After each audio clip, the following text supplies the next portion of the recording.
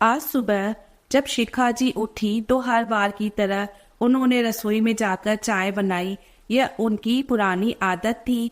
हर सुबह वह अपने और अपने पति के लिए चाय बनाती थी और आवाज लगाती, आ जाइए चाय बन गई है।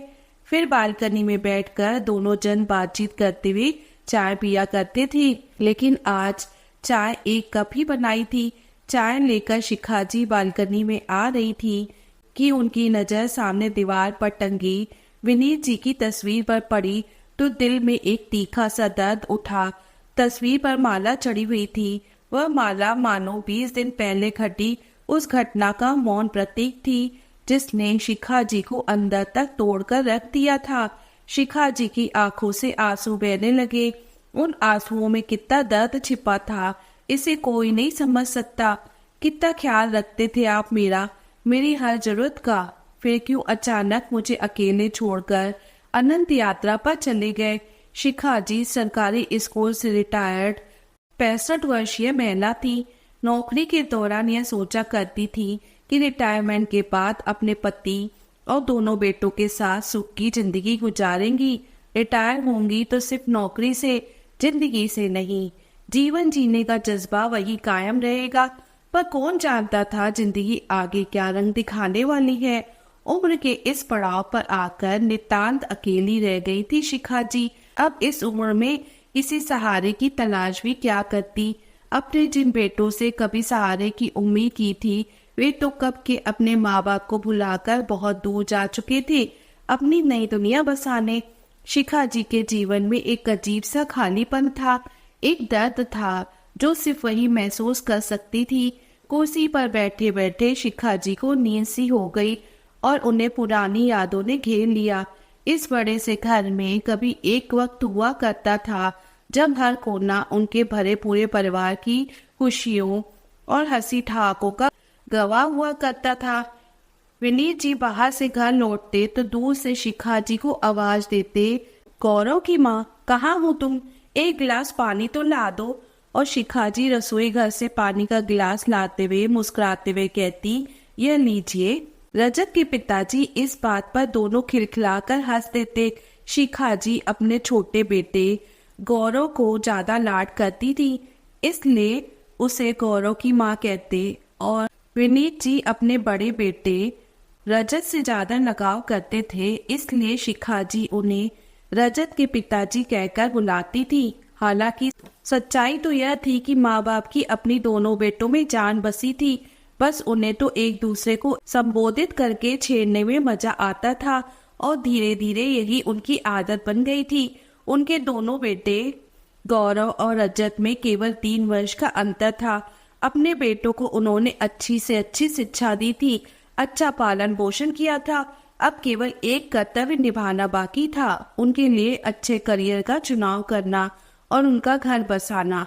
विनीत जी चाहते थे कि उनका बड़ा बेटा उनका कारोबार संभाले, लेकिन रजत को उनके कारोबार में कोई भी दिलचस्पी नहीं थी। वह विदेश में नौकरी करना चाहता था, एक ऐसी नौकरी जो उसके अच्छे भविष्य और सफल जीवन की गारंटी बने। वह जिंदगी में तरक्की हासिल करना चाहता था, आगे बढ़ना चाहता था और एक दिन उसने अपने माता पिता को अपनी यह इच्छा भी बता दी। यह सुनते ही विनीत जी परेशान हो गए। लेकिन बेटा, फिर हमारी दुकान कौन संभालेगा? मैंने तो सोचा था कि बेटे बड़े हो जाएंगे तो उनके बल पर हमारा व्यापार उन्नति करेगा। और बेटा, नौकरी तो नौकरी ही होती है, तुम सिर्फ कुछ 1000 रुपए कमाओगे, जबकि अपना व्यापार बढ़ाएंगे तो हम लाखों रुपए हर महीने में कमा सकते हैं। लेकिन पिताजी, अगर यही सब कुछ करना था तो हमें इतना पढ़ाने लिखाने की क्या जरूरत थी? और यहाँ तक रही दुकान संभालने की बात, तो वह काम तो कोई अनपढ़ भी कर सकता है। मैंने तो सोच लिया है अब विदेश जाकर वहाँ अच्छी नौकरी हासिल करके वहीं सेटल हो जाऊंगा। मेरी बात समझने की कोशिश करो बेटा। पढ़ाई लिखाई इसलिए करवाई जाती है ताकि इंसान किसी काम को सलीके और समझदारी से कर सके। नई तकनीक और तजुर्बे से जिंदगी बेहतर बनाई जा सके। अपना व्यापार संभालना अनपढ़ लोगों का काम नहीं होता और ना ही पढ़ाई लिखाई सिर्फ नौकरी के लिए की जाती है। भाग दौड़ करने के लिए हमारे पास वर्कर्स हैं। मैं तो तुम्हें बस सारा हिसाब किताब संभालने को कह रहा हूँ। और बेटा, अगर यह व्यापार पसंद नहीं है तो बेशक दूसरा व्यापार शुरू कर लो, और यदि व्यापार नहीं करना तो नौकरी करने से भी मुझे कोई ऐतराज नहीं है, लेकिन कम से कम अपने देश में तो रहो, अपने माता पिता की आंखों के सामने। कहते हुए विनीत जी समझाने की कोशिश करने लगे, लेकिन रजत नहीं माना तो उसके छोटे भाई गौरव ने कहा, ये तुम कैसी बातें कर रहे हो भाई? जिन माँ बाप ने हमें जन्म दिया है, हमें पाल पोस कर बड़ा करने में अपना जीवन लगा दिया है, तुम उन्हीं को छोड़कर जाने की बात कर रहे हो। लेकिन रजत ने उल्टा उसकी बात का ही मजाक बनाते हुए कहा, तुम्हें तो माँ पिताजी की उंगली थामकर चलने की आदत है। तुम जैसे लोग जिंदगी में कभी कामयाब नहीं हो सकते। दुनिया कहाँ से कहाँ पहुँच गई है और तुम वही कुएं के मेंढक बनकर रहना चाहते हो। लेकिन मैं तुम जैसा नहीं हूँ जो माँ बाप के दामन से चिपका रहूं। रजत किसी की कोई भी बात सुनने को तैयार नहीं था, तो माँ बाप ने भी खामोश रहना ही उचित समझा। बड़ी कोशिशों के बाद आखिरकार रजत ने वीजा हासिल कर लिया और एक दिन जहाज में बैठकर अमेरिका चला गया। डॉलर्स की चकाचौंध में न तो उसे बूढ़े होते हुए माँ बाप नजर आए और न ही अपनी जिम्मेदारियों का कोई उसे एहसास ही हुआ। बेटे के यूं चले जाने से शिखा जी को बहुत दुख हुआ, तो विनीत जी समझाते हुए बोले, कोई बात नहीं शिखा, आजकल की नई पीढ़ी शायद हमारे हिसाब से जीना नहीं चाहती। तो शिखा जी ने कहा, लेकिन माँ बाप तो अपनी औलाद के लिए अपने सारे फर्ज अदा करते हैं, जी जान से मेहनत करते हैं, अपनी जिंदगी का हर लम्हा अपने बच्चों के फ्यूचर की सोच में गुजार देते हैं। औलाद के पैदा होने से लेकर उसके जवान होने तक वह उसकी हर जरूरत और ख्वाहिश का ख्याल रखते हैं। फिर क्यों औलाद अपने भविष्य और मनचाही जिंदगी के अलावा और कुछ नहीं सोच पाती? कहते हुए शिखा जी की आवाज रुआसी हो गई। तो विनीत जी बोले, चिंता मत करो शिखा, रजत जैसे जीना चाहता है उसे जीने दो। हमारे पास हमारा छोटा बेटा गौरव है ना। गौरव बचपन से ही कुछ शर्मीले स्वभाव का था। अपने बड़े भाई रजत से बिल्कुल विपरीत, उसे अब तक अपने माँ बाप की उंगली थामकर चलने की आदत थी। बड़े बेटे रजत के चले जाने के बाद विनीत जी को अब उसी से उम्मीदें थी। कम से कम वह रजत की तरह स्वार्थी तो नहीं था। अपने बड़े भाई के विदेश जाने के बाद गौरव ने अपने माँ बाप का हाथ थामकर कहा था कि अपने माता पिता को छोड़ने के बदले में अगर कोई मुझे पूरे जमाने की दौलत भी दे देना तो मैं आपको छोड़कर नहीं जाऊंगा। लेकिन जैस्मिन शायद जमाने भर की दौलत से भी ज्यादा मनमोहक लगी उसे। जब उससे मिला तो उसके रूप के जाल में कुछ इस कदर फंस गया कि अपने माँ बाप को ही भुला बैठा। जैस्मिन भी एक ऐसे लड़के की तलाश में थी जिसकी अपनी सोच न हो, जिसे वह अपनी उंगलियों पर नचा सके और अपनी मर्जी के अनुसार ढाल सके। उसके लिए वह एक परफेक्ट हस्बैंड मटेरियल था। उसका सोचना था कि अगर पति हाँ में हाँ मिलाने वाला हो तो पत्नी ज्यादा खुश रहती है। जैस्मिन अमीर और मॉडर्न परिवार से संबंध रखती थी, 2 भाइयों की इकलौती बहन और पिता की इकलौती बेटी। उसके बचपन में ही उसकी माँ का देहांत हो चुका था। पिता का करोड़ों का बिजनेस था, बहुत से शहरों में उसके बिजनेस की शाखाएं फैली हुई थी। इसके मुकाबले गौरव के पिता का कारोबार कुछ भी नहीं था। कॉलेज के आधे से ज्यादा लड़के जैस्मिन पर फिदा थे। ऐसे में गौरव को लगता था कि जैसे जैस्मिन उसे पसंद करके उस पर कोई एहसान कर रही हो। रोजाना की तरह कॉलेज की कैंटीन में बैठकर कोल्ड ड्रिंक पीते समय जैस्मिन ने कहा, गौरव तुम अपने माता पिता को हमारे घर भेज रहे हो, मेरे पापा तुम्हारे घर वालों से मिलना चाहते हैं। तो गौरव ने कहा, अब तुम्हारे डैडी उन लोगों से मिलना क्यों चाहते हैं? क्या मुझसे मिलकर उन्हें खुशी नहीं हुई? अरे गौरव तुम भी बिल्कुल बेवकूफ हो।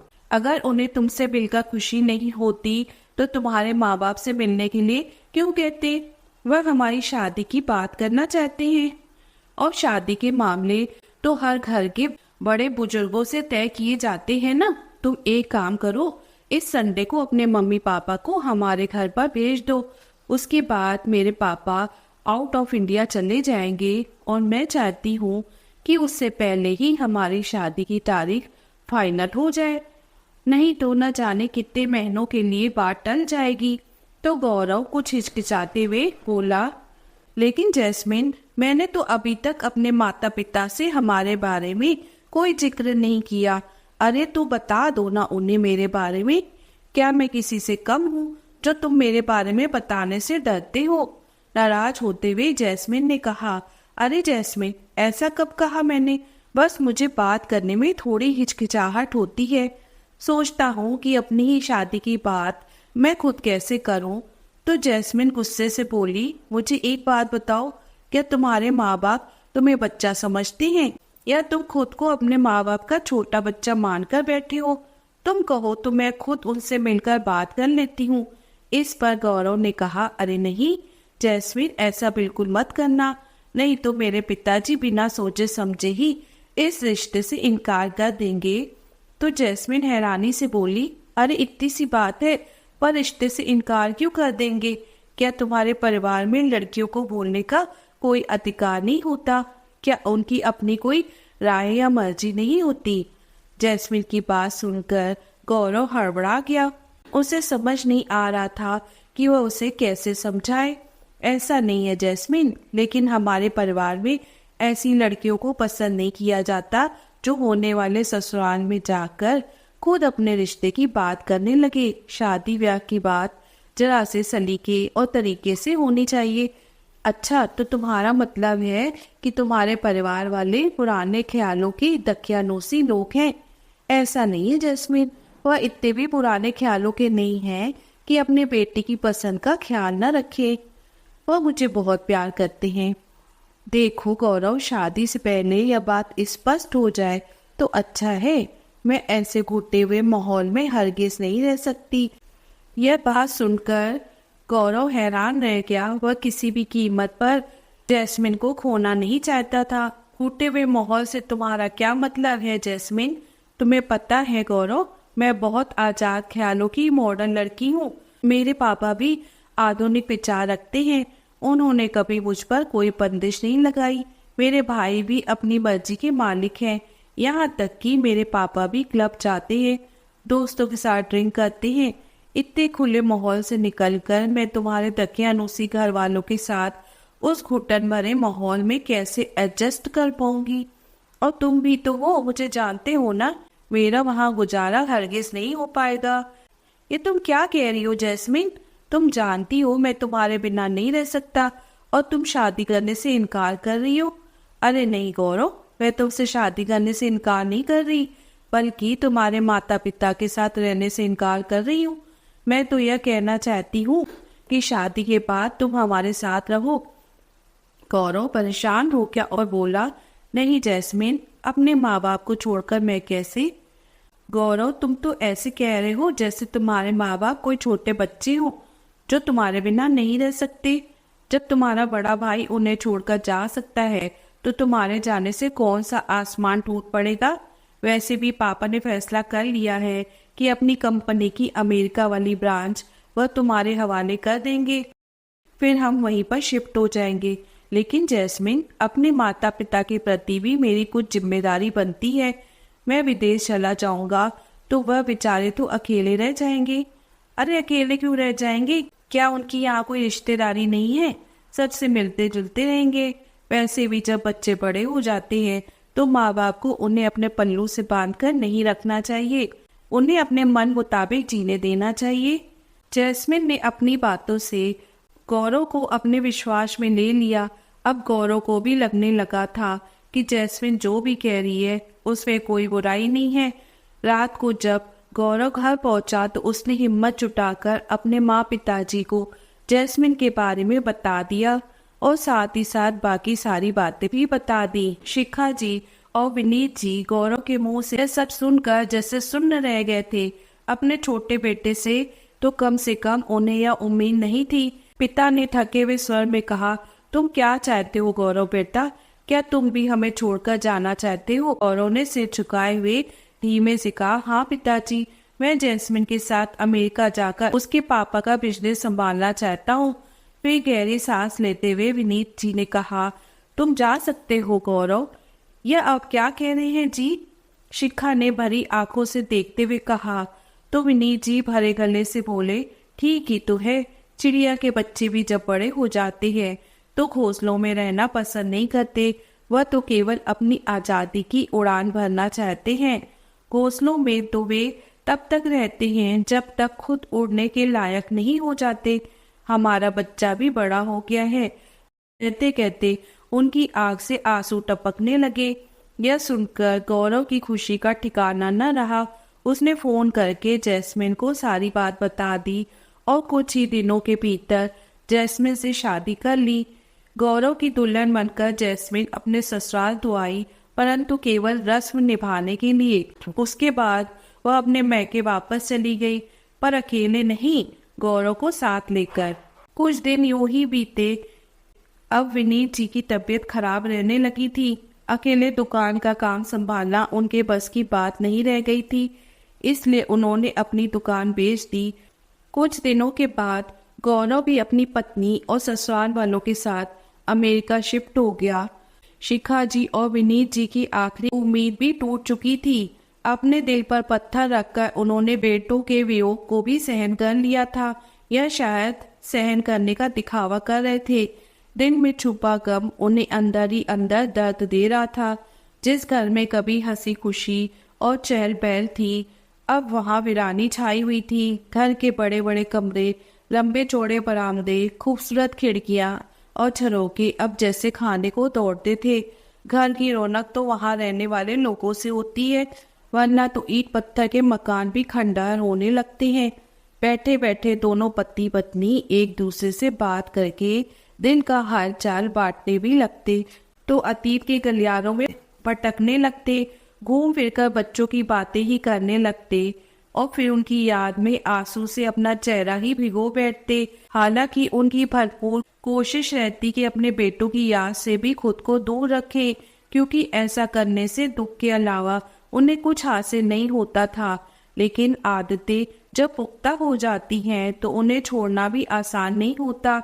शिखा जी ज्यादातर अपने आप को घर के कामों में व्यस्त रखती और विनीत जी पूरा पूरा दिन बैठे हुए अखबार का कोई न कोई पेज पढ़ते रहते। बीच बीच में शिखा जी को दिन भर की खबरें सुनाते रहते।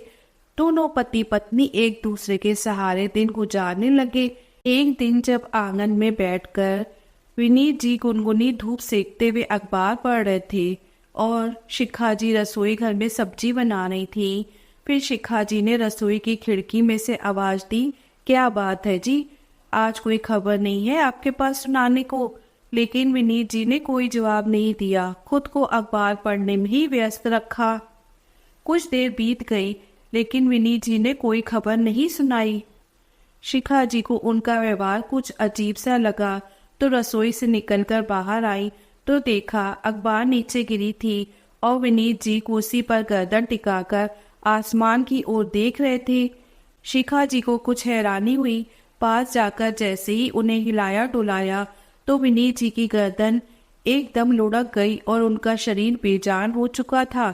यह देखते ही शिखा जी के गले से एक हृदय विदारक चीख निकली और वह फूट फूट कर रोने लगी। कुछ ही समय में सभी पड़ोसी रिश्तेदार इकट्ठे हो गए। विनीत जी के बेटों को फोन लगाया गया और उनके पिता के देहावसान के बारे में सूचित किया गया। दोनों बेटों ने फोन पर ही अपने पिता के जाने का शोक प्रकट किया, परंतु साथ ही साथ यह भी कह दिया कि अभी उनके आने का इंतजाम नहीं हो पाएगा, इसलिए उनके पिता के मृत शरीर का अंतिम संस्कार उनके बिना करवा दिया जाए। बेटे तो उन्हें कब से भूल ही बैठे थे। पति के जाने के बाद शिखा जी जैसे टूटकर बिखर गई। ऊपर से आसपास बैठे रिश्तेदारों की बातें उनके दिमाग पर हथौड़ों की तरह बरस रही थी। रिश्तेदारी की एक महिला ने कहा, माँ बाप दिन रात एक करके अपने बच्चों को पालते हैं, हर कष्ट खुद सहन कर लेते हैं, लेकिन अपने बच्चों पर कोई मुसीबत नहीं आने देते, और बच्चे जब बड़े हो जाते हैं तो अपने माँ बाप को ही भूल बैठते हैं। जिन्हें बुढ़ापे का सहारा माना जाता है वही बुढ़ापे में नजर नहीं आते। उन्हें तो अपनी बीवी बच्चों में ही अपनी दुनिया नजर आती है। वहीं पास बैठी दूसरी महिला बोली, आज तो बच्चों के लिए सब कुछ पैसा ही है। रिश्तों का स्थान भी पैसों ने ले लिया है। मर्यादा की डोर टूटती है तो भले ही टूटे। आसपास की अन्य महिलाएं भी उनकी हाँ में हाँ मिला रही थी। सबके बीच बैठी गुमसुम शिखा जी बस चुपचाप शून्य में निहारती जा रही थी। खैर, दिन बीतने के साथ साथ सभी रिश्तेदार भी अपने अपने घर चले गए और अकेली रह गई शिखा जी, जो अभी तक सदमे से उबर नहीं पाई थी। इस बात को 20 दिन बीत चुके थे। अपने पति विनीत जी की आराम कुर्सी पर बैठकर शिखा जी जब चाय पीने बैठी तो पति को याद करके फिर से आंसू बह निकले। काफी देर तक शिखा जी वहीं बैठी रही। दोपहर के 2 बजने को आए थे, लेकिन अभी तक उन्होंने नाश्ता नहीं किया था। चाय भी ज्यों की त्यों धरी थी। तभी दरवाजे की बेल बजी। शिखा जी ने अपनी अस्त व्यस्त हालत को ठीक किया और उठकर आंसू पोंछते हुए दरवाजे तक पहुंची। जैसे ही दरवाजा खोला तो देखा उनकी सहेली प्रीति उसके सामने खड़ी थी। प्रीति शिखा जी की बचपन की सहेली थी। दोनों का एक दूसरे के साथ बहुत लगाव था। अपनी सहेली को सामने देखकर शिखा जी के दिल के भीतर जकड़ी हुई असीम पीड़ा बेबाक हो गई और उनके गले लगकर फूट फूट कर रो पड़ी। देख न प्रीति, कहाँ चले गए मुझे छोड़कर, शिखा जी ने कहा। अपनी सहेली को ऐसी हालत में देखकर प्रीति जी की भी आंखें नम हो गई। शिखा, मुझे तो आज ही इस बारे में पता चला। तुम्हारे सामने रहने वाली मिसेस वर्मा मुझे बाजार में मिली तो उन्होंने मुझे यह खबर दी। सुनकर मुझसे रहा न गया तो मैं तुरंत यहाँ आ गई तुझसे मिलने। थोड़ी देर बातचीत करने के बाद शिखा जी चाय बनाने के लिए उठी, तभी अचानक कमजोरी के कारण चक्कर खाकर गिरने लगी। प्रीति जी ने उन्हें झट से संभाला। शिखा, तुम्हारी तबीयत ठीक नहीं है, मैं डॉक्टर को बुलाती हूँ, प्रीति जी ने कहा। तो शिखा जी बोली, नहीं शिखा, कुछ नहीं हुआ मेरी तबीयत को, वह तो खाना नहीं खाया था तो शायद कमजोरी के कारण। क्या तू अब तक भूखी है? प्रीति जी ने जल्दी से रसोई घर में जाकर अपनी सहेली के लिए खाना बनाया और लेकर आई। मत रखो, तुम्हारी ऐसी हालत देखकर तो तुम्हारे पति भी सुकून न पाते होंगे। तो शिखा जी ने कहा, कैसी हिम्मत रखूं प्रीति, दोनों बेटे तो पहले ही हमें छोड़कर विदेश चले गए थे और अब पति भी साथ छोड़कर चले गए। उम्र के इस पड़ाव पर आकर इतने बड़े सुनसान घर में एक एक पल सदियों के समान बीत रहा है। इस तरह जीना भी कोई जीना है? अब तो सांस लेना भी मुश्किल होने लगा है। कहते हुए शिखा जी फिर से सुबकने लगी तो प्रीति बोली, शिखा, मुश्किलें भी आसान हो जाती हैं अगर संकल्प में शक्ति हो। अपेक्षाओं को तिलांजलि दे दो और अपने बलबूते पर जियो। अतीत और भविष्य की विचारणाएं इंसान को बोझिल बना देती हैं, इसलिए केवल वर्तमान का सदुपयोग करो और सारी चिंता भगवान पर छोड़ दो। अब मुझे ही देख लो, पति 15 साल पहले ही भगवान को प्यारे हो गए थे। नौकरी करके बड़ी मुश्किल से इकलौते बेटे को पाला पोसा बड़ा किया, धूमधाम से उसका ब्याह रचाया। सोचा था सारी उम्र तो काम के बोझ तले दबी रही, अब थोड़ा आराम मिलेगा, घर आंगन की रौनक बढ़ जाएगी। आराम से घर पर बैठे पोता पोती को खिलाऊंगी, उन्हें अच्छे संस्कार सिखाऊंगी। लेकिन सारे अरमान पल में ध्वस्त हो गए जब बहू ने साफ साफ कह दिया कि उसका मेरे साथ गुजारा नहीं है और उसके कहने पर मेरे बेटे ने अलग रहने का फैसला कर लिया। अपना अलग घर बनाकर इकलौता बेटा बहू मुझे अकेला छोड़कर चले गए, लेकिन मैंने हिम्मत नहीं हारी और न ही स्वयं को टूटने दिया। घर रहते हुए बच्चों को ट्यूशन देती हूँ। 4 पैसे आने के साथ साथ समय भी अच्छा बीत जाता है और दिल भी लगा रहता है। प्रीति की बातें सुनकर शिखा जी को बड़ी हैरानी हुई। वाकई उसका हौसला काबिले तारीफ था। उसे देखकर शिखा जी को महसूस हो रहा था कि इंसान की उम्र नहीं, हौसला मायने रखता है। अच्छा शिखा, अब मैं चलती हूँ, कल फिर तुझसे मिलने आऊंगी, कहते हुए प्रीति जी अपने घर की तरफ चली गई। अपनी सहेली की बातें शिखा जी के दिल पर बार बार चोट करने लगी। काफी देर तक वह इसी बारे में सोचती रही।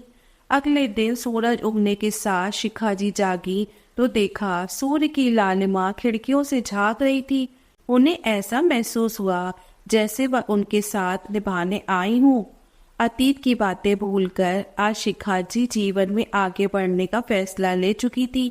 वहाँ अमेरिका में गौरव अपने सालों के साथ ससुर जी के कारोबार को संभाल रहा था। हालांकि जैस्मिन के भाइयों को अपने जीजा की उपस्थिति कुछ खास पसंद नहीं थी, क्योंकि उसके आने के बाद उनकी अहमियत कुछ कम हो गई थी और ऊपर से उनके कारोबार का एक हिस्सेदार और बढ़ गया था। परंतु अपने पिता के डर से उसे कुछ नहीं कह पाते थे। उसे देखकर वह मन ही मन कुढ़ते रहते थे। धीरे धीरे वक्त बीतता गया। गौरव को भी अपने सालों के व्यवहार में बदलाव नजर आ रहा था, परंतु सब कुछ जानते समझते हुए भी वह अनजान बनने का दिखावा करता रहता। वहीं विदेश में पहुंचकर जैस्मिन को तो जैसे पंख ही लग गए थे। वह अपना सारा समय ब्यूटी पार्लर्स में, पार्टीज में, शॉपिंग करने में बिताने लगी और जी भर भर के पैसा उड़ाने लगी। एक दिन जैस्मिन के पापा शराब पीकर गाड़ी चला रहे थे। तभी अचानक उनकी कार का एक्सीडेंट हुआ और उनकी मृत्यु हो गई। जैस्मिन के दोनों भाइयों को पहले ही आंखों में गौरव खटकता था। उन्हें अपनी बहन और बहनोई का साथ रहना भी पसंद नहीं था, इसलिए उन्होंने पिता के मरते ही अपनी बहन का हिस्सा अलग कर दिया और बहन को दूध में पड़ी मक्खी की तरह निकाल कर फेंक दिया और यह भी कह दिया कि अब यह घर उन लोगों को छोड़ना होगा और अपना अलग घर बनाकर वहीं रहना होगा। जैस्मिन की उनके आगे एक न चली और सीधा साधा गौरव उनके सामने कुछ बोल ही न पाया। जैस्मिन ने तो बचपन से ही ऐशो आराम देखा था। माँ व अपने अपने जीते जी जमाने की गर्म हवा भी उसे न लगने दी थी। मेहनत करना तो उसे आता ही नहीं था। वह तो बस यही चाहती थी कि उसके पास इतना पैसा हो कि जिस चीज पर हाथ रखे उसे हासिल कर ले। लेकिन पिता की मृत्यु के बाद उसकी दोनों भाभियों का व्यवहार बिल्कुल बदल गया। साथ ही साथ दोनों ने अपने अपने पति को उन दोनों के खिलाफ भड़काकर उनका हिस्सा अलग करवा दिया और अब तो उसे ताने मारने और नीचा दिखाने से भी वह पीछे नहीं हटती थी। जैस्मिन भी अब उनके साथ रहना नहीं चाहती थी और जल्द से जल्द अपना नया घर बनाकर इस घर से निकल जाना चाहती थी। लेकिन यह सब होता कैसे? जैस्मिन के भाइयों ने तो उसे जो हिस्सा दिया था वह इतना नहीं था कि दोनों पति पत्नी अपना अलग रहने का इंतजाम कर पाते और काम शुरू कर पाते। जैस्मिन और गौरव बेहद परेशान हो गए। ऊपर से जिस तरह के शौक जैस्मिन ने पाल रखे थे उसका पूरा होना तो अब नामुमकिन सा था।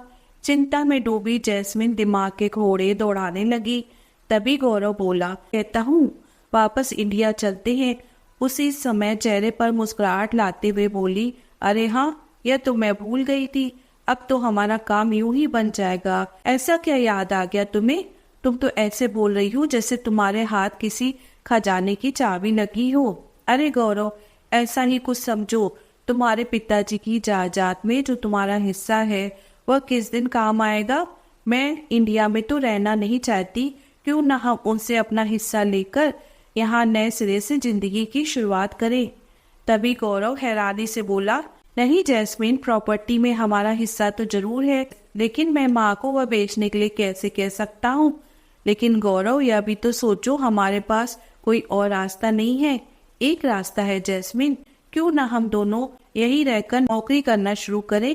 और जहाँ तक रही घर इंतजाम करने की बात, तो वह दो हम किराए पर भी रह सकते हैं। देखो गौरव, नौकरी करना मेरे बस की बात तो है नहीं, और सिर्फ तुम्हारी नौकरी करने से तो हमारे खर्चे पूरे होने से रहे। अगर तुम डॉक्टर या इंजीनियर होते तो बात और थी। और वैसे भी मेरे भाई भाभीियों ने जिस तरह से जलील करके हमें घर से निकलने को कहा है, अब तो मुझे भी उन्हें दिखाना है कि हम उनके सहारे के बिना भी आराम की जिंदगी जी सकते हैं। लेकिन जैस्मिन, पिताजी के चले जाने के बाद हम लोगों ने तो माँ को फोन करके उनका हाल चाल तक नहीं पूछा, और अब अचानक जाकर यह कह दे कि हमें हमारा हिस्सा चाहिए। हाँ, तो इसमें गलत क्या बात है? गौरव, आखिर तुम उनके बेटे हो। अब जल्दी से अपने बड़े भाई को फोन करो। हिस्सा तो उन्हें भी चाहिए होगा ना जायदाद में। आखिर इस दुनिया में ऐसा कौन है जिसे पैसा नहीं चाहिए होता है? अपना हक लेने को तो वह भी तैयार होंगे। नहीं जैस्मिन, भैया को किस बात की कमी है? माना कि यहाँ आकर उन्होंने बहुत से छोटी मोटी नौकरियां की, लेकिन आज वह बहुत अच्छी नौकरी कर रहे हैं। उन्हें किस चीज की कमी है? अरे तुम एक बार बात करके तो देखो। कहते हुए जैस्मिन ने फोन मिला दिया। रजत से बात करके गौरव को सुनने को मिला। उसकी हैरानी का ठिकाना न रहा। इतनी मेहनत करने के बाद रजत ने जो नौकरी हासिल की थी, वह नौकरी अब छूट चुकी थी। बहुत कोशिशें करने के बाद भी उसे कोई अच्छी नौकरी नहीं मिल रही थी। तो आजीविका चलाने के लिए आखिरकार उसने एक छोटा सा बिजनेस शुरू किया, और उसमें भी अब तक उसे घाटा ही हो रहा था। वह तो पहले ही भारत जाकर मदद मांगने का प्लान बनाकर बैठा था। एक दूसरे से बातचीत करने के बाद दोनों भाइयों ने एक साथ अपने घर जाकर अपना हिस्सा मांगने का फैसला किया। आज रजत पूरे 8 वर्ष के बाद और गौरव 6 वर्ष के बाद अपने घर वापस आ रहे थे। एयरपोर्ट उतरने के बाद उन्होंने टैक्सी ली और घर की ओर निकल पड़े।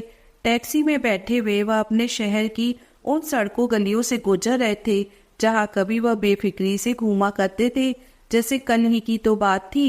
बड़े सुकून और खुशी से वह दिन गुजर रहे थे। ना कोई फिक्र थी, ना कोई परेशानी, क्योंकि सारी परेशानियां तो माँ बाबूजी ने अपने ऊपर ही ली थी, और उन पर कोई मुसीबत आने से पहले उनके सामने दीवार बनकर खड़े हो जाते थे। जब तक उनके साथ रहे उन्हें किसी किस्म की कोई तकलीफ नहीं होती थी। आखिरकार सारी तकलीफें और परेशानियां उन्होंने खुद ही तो अपने लिए पसंद की थी। तरक्की, खुशहाली और दौलत के लालच में वह कब से अपने जन्मदाताओं को छोड़कर दूर जा चुके थे। आज उन दोनों की आंखें आंसुओं से टपटपा चुकी थी। जैसे ही उनकी टैक्सी घर के दरवाजे के बाहर रुकी और वह टैक्सी से बाहर निकले तो घर का नजारा देखकर हैरान ही रह गए। वहां उत्सव का माहौल नजर आ रहा था। हैरानी से रजत ने गौरव की ओर देखा। दोनों एक दूसरे की ओर देख रहे थे।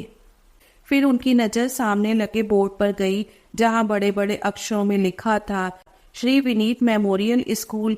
दरअसल शिखा जी ने अपने घर की मरम्मत और रेनोवेशन कराकर उसे एक स्कूल में तब्दील कर दिया था। आज के जमाने में जहां विद्यालय शिक्षा का मंदिर न होकर मात्र एक व्यापार बनकर रह गया है, वहीं शिखा जी ने अपनी सहेली प्रीति के साथ मिलकर एक ऐसे विद्यालय का निर्माण किया था जहां बहुत कम फीस ली जाती है और गरीब लोगों के लिए मुफ्त में शिक्षा उपलब्ध कराई जाती थी, और साथ ही साथ एक समय का खाना भी उपलब्ध कराया जाता था।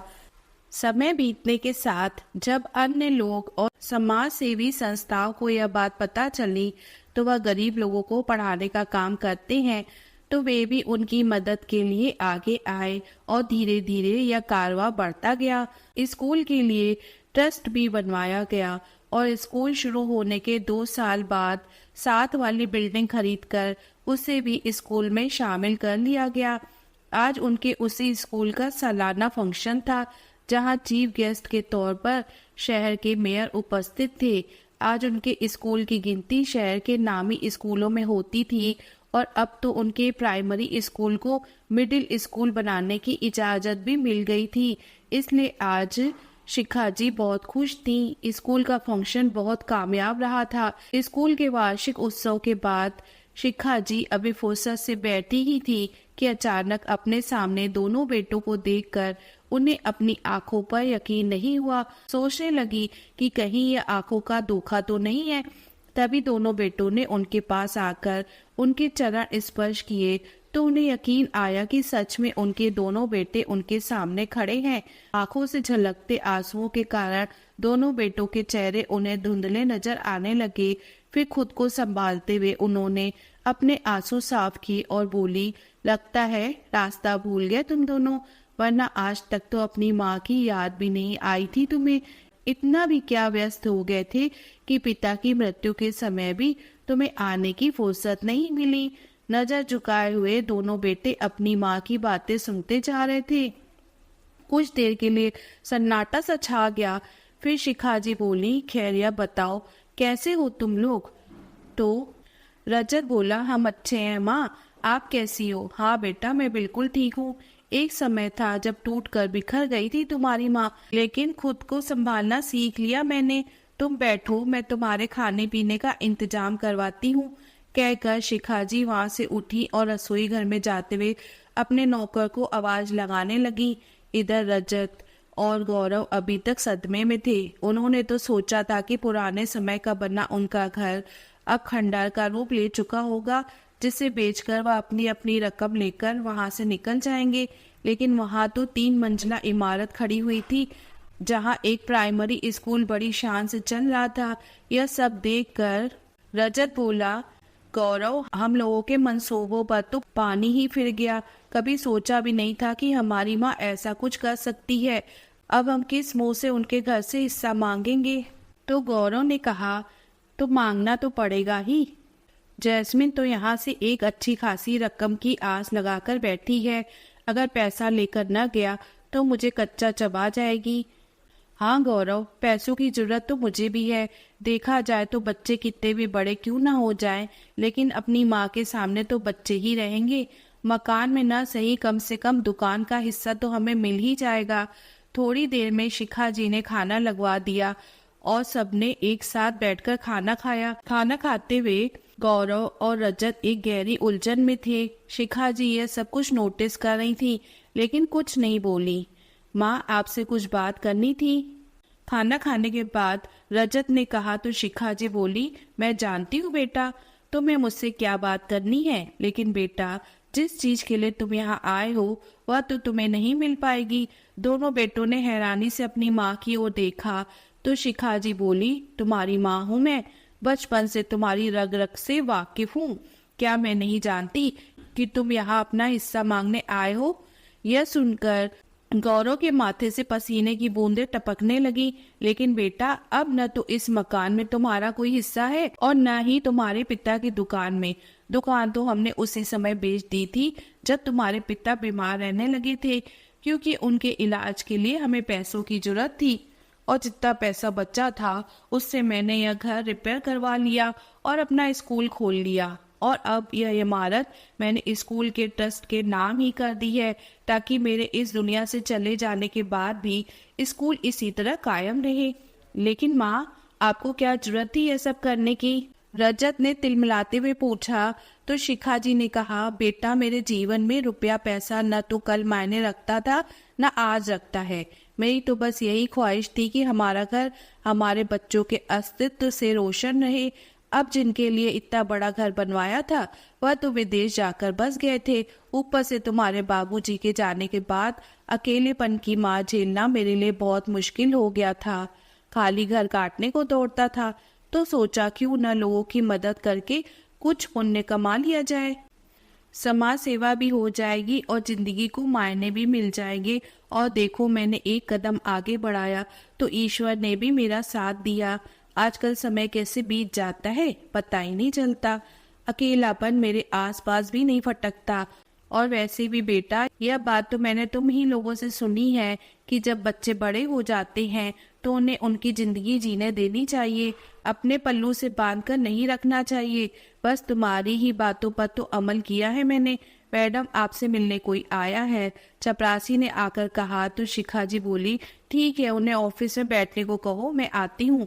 अच्छा बेटा, मुझे थोड़ा काम है, मैं निपटा कर आती हूँ, तब तक तुम लोग आराम करो। कहकर शिखा जी वहां से चली गई। माँ का जवाब सुनकर गौरव और रजत का दिल अवसाद से घनीभूत हो गया। अगले दिन वे दोनों अपना अपना सामान लेकर वापस अमेरिका की ओर चल पड़े। दोस्तों, आपको ये कहानी कैसी लगी? पसंद आई हो तो लाइक और सब्सक्राइब जरूर कर ले। अगली कहानी के साथ हम फिर से मिलते हैं, तब तक के लिए बाय बाय।